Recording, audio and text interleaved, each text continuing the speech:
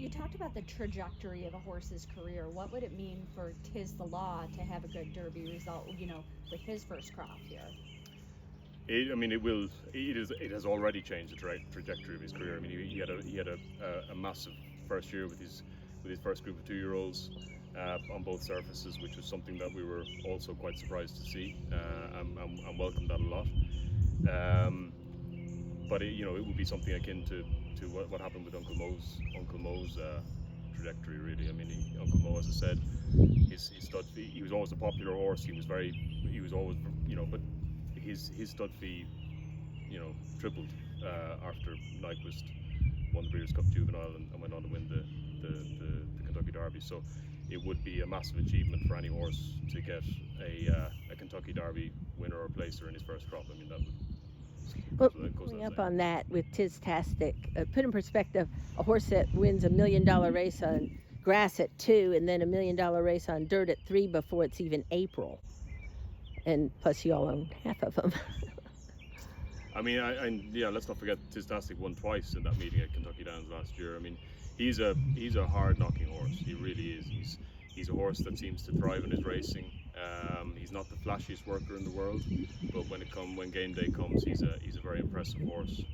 And the fact that he can do it on both surfaces, it's very gratifying, and we're very obviously humbled and pleased to be involved with the horse along with Winchell Thoroughbreds.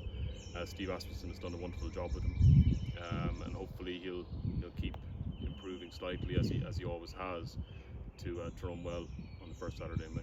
Curious if you could talk a little bit about what you've seen from these Tiz the Law offspring in his first crop. He's had a bunch of big sales over the last week or so as well.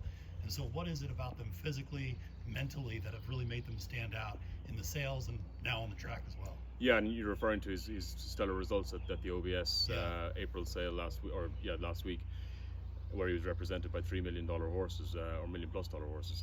The thing about the Tiz the Law is that they seem to improve from stage to stage to stage. So they really, the difference between them as 2-year-olds under tack and the difference when they're weanlings is astronomical, and they do improve physically from stage to stage. So Tiz the Law is a medium-sized horse himself, but once they grow, once they mature and get to training, they become real athletes. And I think that's what the likes of Donato Lani, who bought one of the high-priced ones last week, was.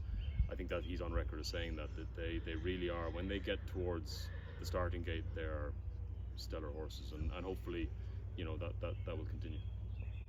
Did his runners doing so well on grass surprise you at all, Tiz the Law?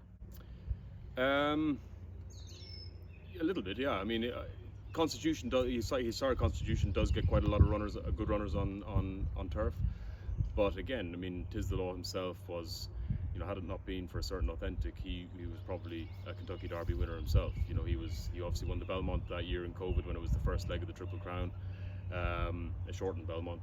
He was a Florida Derby winner. He was an out-and-out dirt horse, very consistent horse.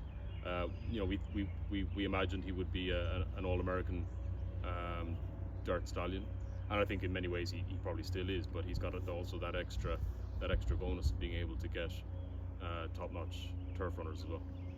Could more young American horses do the turf to dirt if they attempted it? It's just they're so focused on the Derby, and a lot of people wouldn't even be trying them on turf. Yeah, I think that's very, very common. Yeah, I think at the end of the day,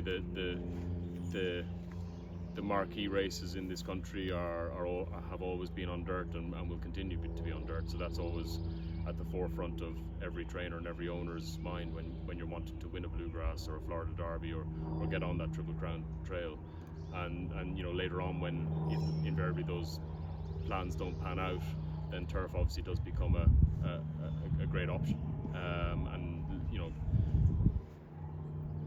In terms of prize money, in terms of the graded stakes opportunities available in this country on turf, it's a great outlet, and obviously is one that I think more and more people, as the prize money grows, I think it's one that more and more people will look towards. Do you think with the prize money being so amazing at Kentucky Downs for the 2-year-olds and with the success of Tiztastic, do you think we'll see maybe some more horses trying the turf at 2 with the idea that that does not preclude you from having an excellent Kentucky Derby prep season. I completely agree with you, and I think, you know, I'm probably not telling you your job, but I think if you're advertising Kentucky Downs, maybe you should put up a nice big picture of Tiztastic winning twice in a week. I mean, it doesn't happen often nowadays, but it just goes to show that, you know, I think turf racing does lend itself to more frequent racing, and Tiztastic proved that. I mean, he went from winning his maiden to a stakes race there, and also, you know, won a huge amount of money in doing so. But then obviously that didn't preclude him from having a very successful dirt career so far as well.